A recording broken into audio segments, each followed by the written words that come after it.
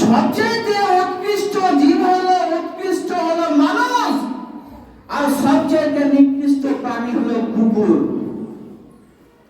এবার আপনাদেরকে প্রশ্ন করছি কয়েকটা। আচ্ছা বলেন তো, পৃথিবীর মধ্যে সবচেয়ে উৎকৃষ্ট হলো মানব জাতি, উৎকৃষ্ট প্রাণী হলো মানুষ, উৎকৃষ্ট আশরাফুল মাখলুকাত করে আপনাকে আমাকে তৈরি করেছেন, আমাদেরকে নিকৃষ্ট ভাবে তৈরি করেননি, আমাদেরকে উৎকৃষ্ট ভাবে সুন্দর ভাবে তৈরি করেছেন, আর সবচেয়ে নিকৃষ্ট প্রাণী হলো কুকুর।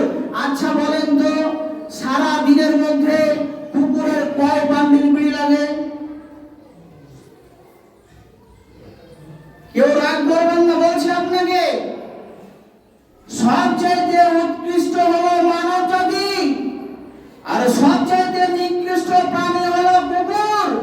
কুকুরের সারা দিন মধ্যে কয় বান্ডিল বিড়ি লাগে? কুকুরের কয় বোতল দিনের মধ্যে মদ লাগে? কুকুরকে কি আপনি লিচু বাগানে হোক, আম বাগানে হোক, তাল তলাতে হোক, কিংবা মসজিদের বাইরে হোক, কোন একটি প্রাণীর কথা আপনি বলুন, যেই প্রাণীটা তাল তলাতে বসে, ডিম তলায়, বেল তলায় বসে, রাত এবং দিনের মধ্যে মদ্যপান করে, সময় হলে গাঁজার আড্ডায় চলে যায়, সময় হলে হিরোইনকে হাতে নিয়ে নেয়, যে আমার খাওয়ার সময় হয়ে গেছে, হিরোইন আমাকে এখন খাওয়াই লাগে, মদ্যপান আমাকে এখন করাই লাগে, আমাকে এখন বিড়ি পান করাই লাগে, আমাকে এখন সিগারেট খাওয়াই লাগে, আমাকে এখন তামাক গুল খাওয়াই লাগে, আমাকে এখন গুটকা পান মশলা খাওয়াই লাগে। এমন একটা প্রাণীর কথা আপনি বলে দিন যে প্রাণীটা সময় করে করে জিনিসগুলো ভক্ষণ করে, অথচ আপনাকে মহান আল্লাহ রাব্বুল আলামিন উৎকৃষ্ট করে তৈরি করেছেন।